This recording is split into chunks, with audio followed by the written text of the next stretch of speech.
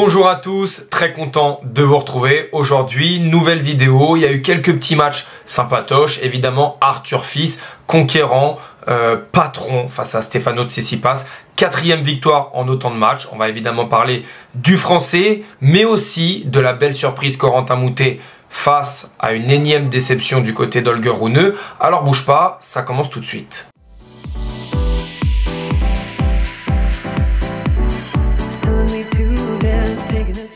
Bon, déjà, j'espère que tout le monde va très bien parce que ce tournoi de Rome, franchement, comme d'habitude, c'est un super tournoi. Moi, je kiffe. Le tableau me plaît, les affiches sont sympas. Le début de ce tournoi est plutôt cool et surtout après Madrid, on se répète. Et ça fait du bien. Donc voilà, j'espère que tout le monde va bien.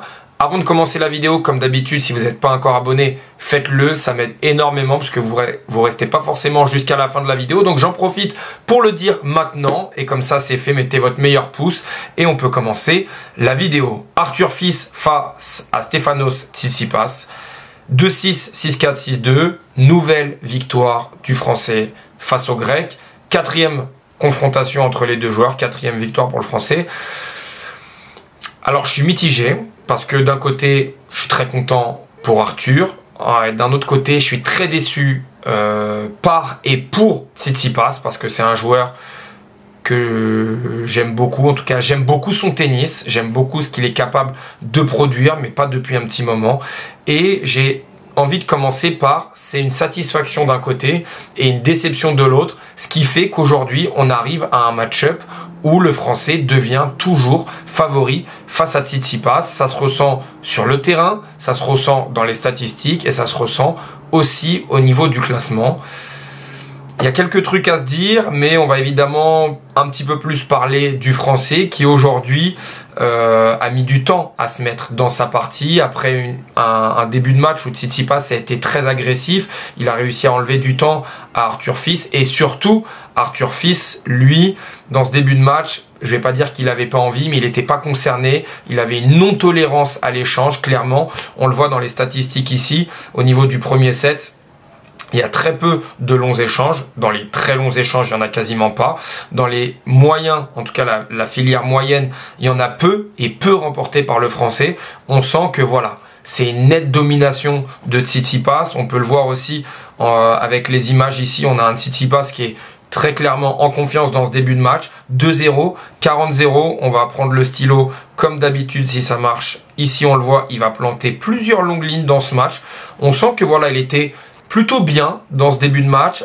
À noter son ancienne raquette, il a encore la Blade, enfin il a de nouveau la Blade, donc est-ce qu'il revient avec Wilson, est-ce qu'il va repasser un moment avec son aéro avec laquelle il a fait le meilleur tournoi de son année, je sais pas trop. En tout cas, on a un Tsitsipas qui commence mieux qu'Arthur Fils, mais on sent dès le début de cette deuxième manche que Arthur Fils est beaucoup plus concerné. Il vient prendre les balles un petit peu plus tôt, notamment en revers. Ici, il vient lâcher un super longue ligne. Et mine de rien, on voit que Tsitsipas, lui, n'attend pas du tout cette trajectoire-là. Il est carrément très loin derrière sa ligne côté revers parce que depuis le début du match, Arthur Fils avait fait très peu de revers longue ligne. Donc ça, c'est quelque chose qui est à noter. Mais on sent que dans la raquette du français, s'il est un tout petit peu plus patient, et c'est ce qui va se passer, il a largement le match en main, le match dans sa raquette, notamment dans ses trajectoires.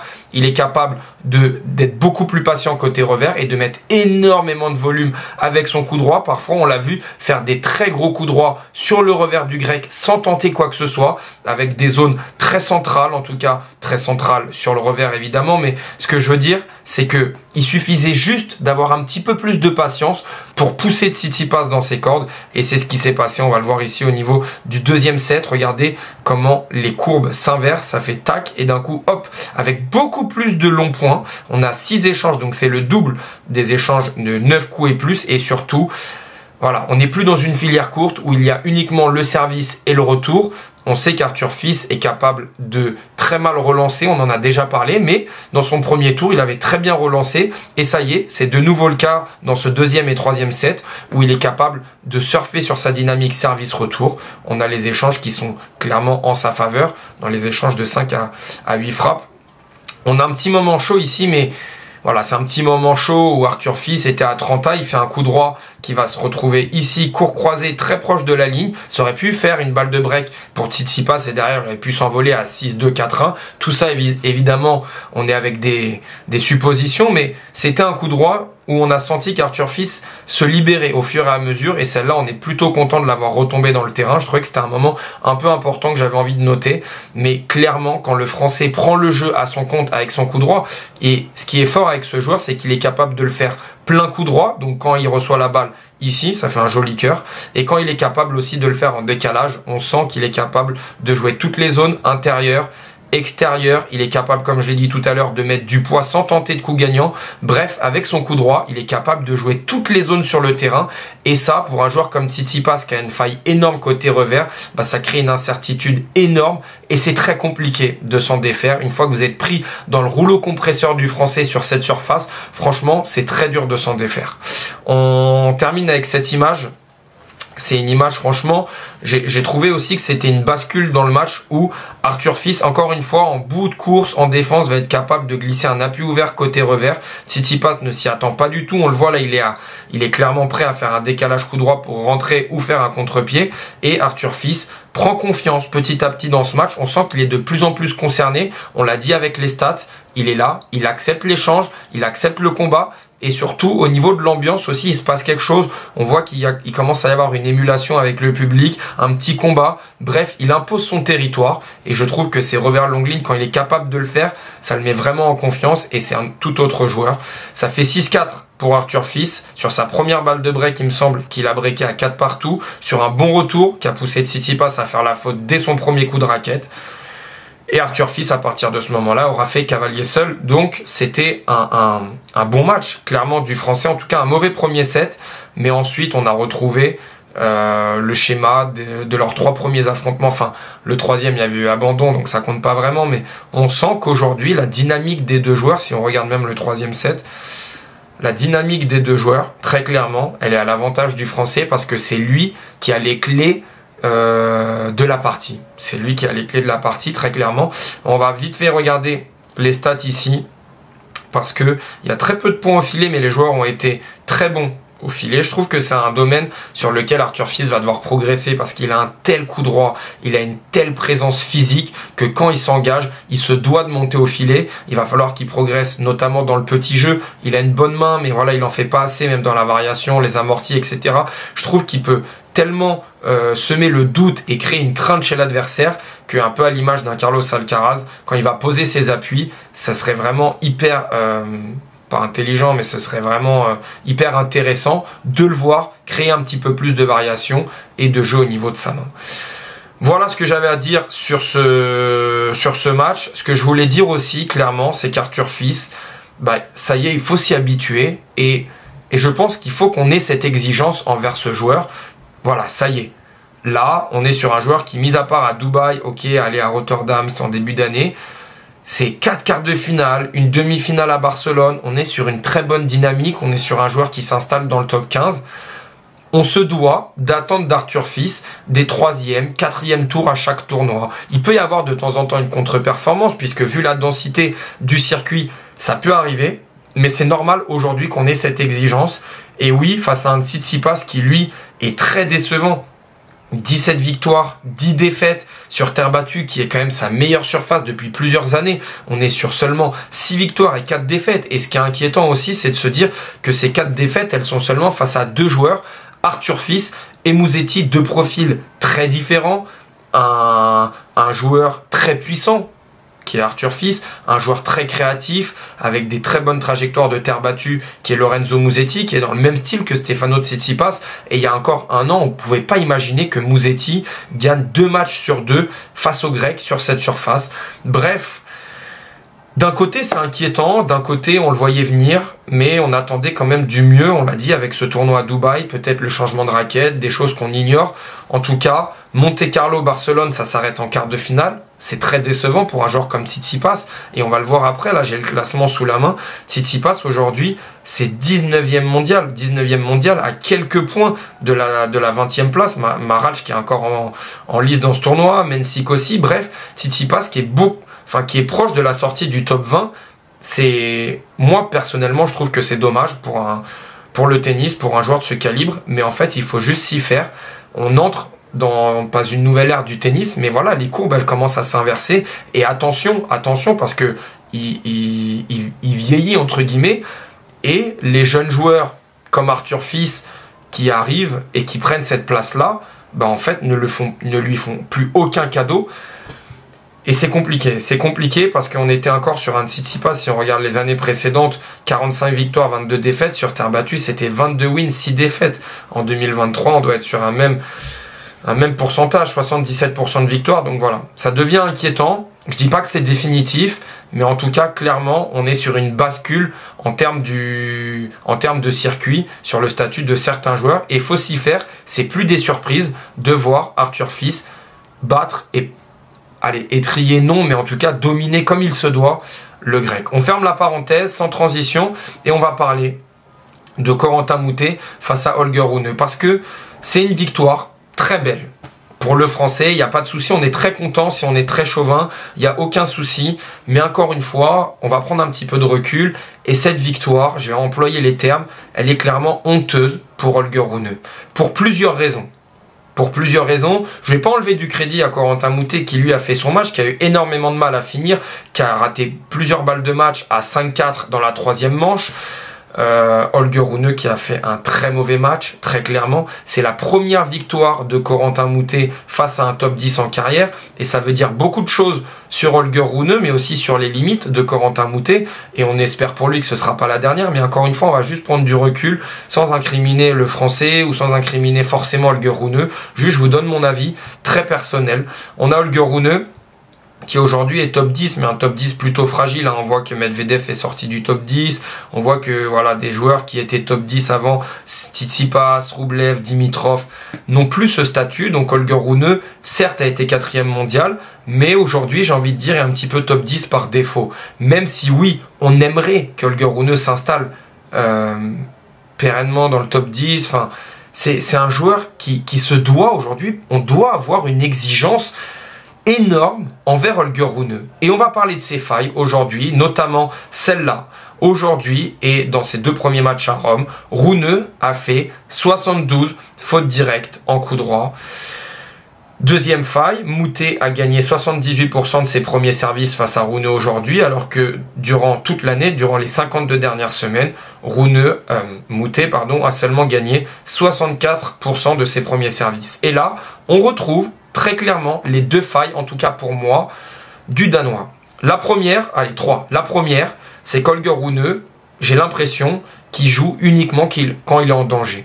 Très clairement, par contre, ça je vais pas lui enlever, c'est un joueur qui est extrêmement clutch, qui nous offre des scénarios complètement lunaires, qui sont passionnants pour le public, et ça, il faut le souligner. On a ce match-là, on a son match face à Koboli, clairement à Roland-Garros, on a des matchs de fou, sa finale face à Djokovic, on a tout son parcours à Bercy, bref, il y en a une tonne, je vais pas tous les nommer, mais Holger Rune, c'est quelqu'un qui crée des émotions, c'est quelqu'un pour le public qui est ultra clivant, et ça on adore. Maintenant, si on parle de ses limites tactiques et techniques, parce que technique, il y en a une énorme, c'est son coup droit. Son coup droit sur les balles neutres, son coup droit sur les balles molles, et Dieu sait que face à Corentin Moutet et ses balles cotonneuses, il y a énormément de balles molles, il faut le dire que Holger Rune a beaucoup de mal à créer du jeu avec son coup droit quand il est en plein milieu du terrain, et notamment ça lui fait défaut à 4-3 dans le tie-break du 3e set, il fait un coup droit penalty faute directe.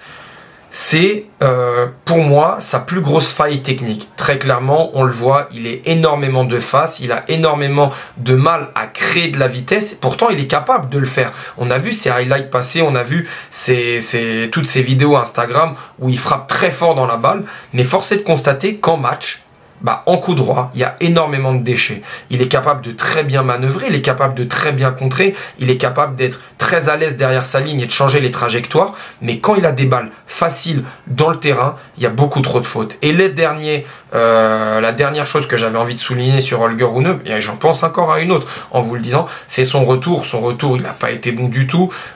Clairement, on l'a dit, il y a trop de premiers services de Corentin Moutet qui n'ont pas été relancés. C'est pas normal que face à un joueur comme Corentin Moutet, Holger Rune ne le mette pas plus sous pression. C'est pas un bon serveur, Corentin, on le sait, je vous apprends rien là-dessus. Et il n'arrive pas à optimiser ce secteur-là. Ça fait plusieurs fois qu'on le dit, il joue à la roulette russe.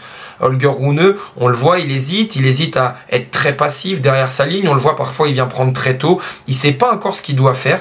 Il y a un autre secteur, et c'est le dernier point que je vais aborder, parce que là on voit les stats, 62 fautes directes, 48 coups gagnants, c'est le secteur au filet. Et Holger Rune au filet, moi en tout cas, c'est mon avis, je le trouve très performant, je trouve qu'il a une très bonne main, il a un très bon sens du jeu, parfois il monte un petit peu à tort et à travers, mais là 70% face à un joueur comme Corentin Moutet, on pourrait penser que voilà, il a gagné 30 points sur 43, c'est génial. C'est pas assez. C'est pas assez, je suis désolé, ok, Corentin Moutet est un très bon défenseur, Corentin Moutet défend très bien, il a une très bonne main, mais regardez le pourcentage, si on regarde juste au pourcentage, Moutet a un meilleur pourcentage que Rune, alors que clairement, durant cette partie, Corentin Moutet s'est mué en défenseur. On a Holger Rune qui a eu besoin de créer un maximum de jeu, et s'il monte dans des meilleures conditions, s'il est un petit peu plus patient, au filet, notamment dans la fin du 3e set, où il est venu conclure bon nombre de points avec des smatchs, avec des volets, bref, pour moi, dans ce match-up-là, Holger Rune doit tourner à 80-85% de points gagnés au filet et forcer Corentin Moutet à faire des coups extraordinaires pour s'en défaire. Parce qu'il y a un déficit de puissance clairement. On a un Holger Rune qui, s'il est plus patient, eh ben, il est capable de faire dérailler Corentin Moutet. C'est pas normal, moi encore une fois, quand je vois ça, sur les longs échanges, qu'Holger Rune s'incline face à Corentin Moutet. Je suis désolé, c'est pas normal. On a senti une baisse physique. Très clairement, on a senti une baisse physique. On a senti que c'était compliqué pour le Danois. Mais si on regarde, c'est pas pour rien. Parce que, voilà, encore une fois, pas de problème. C'est très bien pour Corentin Moutet et je suis très content pour lui. Vraiment. Mais si aujourd'hui, Corentin Moutet n'a jamais battu un joueur classé dans le top 10 mondial, c'est pas pour rien. C'est parce qu'il y a des failles. Il y a des failles techniques, il y a des failles tactiques. Lui aussi, en coup droit, il est énormément de face puisqu'il a beaucoup de mal à générer de la puissance. Il essaye de forcer en permanence. Alors, il bricole. On sait qu'il a une main extraordinaire. Il a une variation peut-être la plus... peut-être une des plus belles palettes de variations du circuit. Mais si on regarde depuis 2018, tous ces affrontements face à des joueurs du top 10, il n'a pas que joué Nadal et Djokovic. Il a joué Goffin, Thiem, Schwartzmann, Medvedev, Berrettini, Casper Ruud, Tsitsipas, Rublev et aujourd'hui Holger Rune. Donc voilà pourquoi pour moi c'est beaucoup plus dérangeant de la part d'Holger Rune qu'un exploit de la part de Corentin Moutet. Mais on est très content pour lui. C'est juste mon analyse. Je voulais vraiment insister là-dessus parce qu'aujourd'hui Holger Rune, certes, gagne Barcelone, mais aujourd'hui, il nous déçoit à Madrid, il nous déçoit à Rome, et c'est pas normal. Pour un joueur de ce calibre, pour un joueur qui a toute cette palette technique et tactique, même s'il y a des failles, on se doit d'attendre un petit peu mieux, pareil, comme l'exigence avec Arthur Fils. Voilà ce que j'avais à dire dans cette vidéo, c'est les matchs que j'ai vus globalement. Medvedev, j'ai pas vu, mais ça allait, en termes du score, c'est solide. Musetti, pareil, j'ai pas vu, mais quand on regarde le score, très clairement, ça fait plaisir de voir Lorenzo Musetti s'imposer comme ça. À Rome, on sait qu'il y a une énorme attente, donc c'est cool. Draper et Zverev qui confirme. Bref, pas trop de surprises. Au moment où je fais cette vidéo, vous voyez, il est assez tard. Alcaraz va commencer son match face à Djere. On en reparlera dans une autre vidéo. En tout cas, merci d'être resté jusqu'à la fin. N'hésitez pas à me donner votre avis, ça m'intéresse énormément. Je lis tout.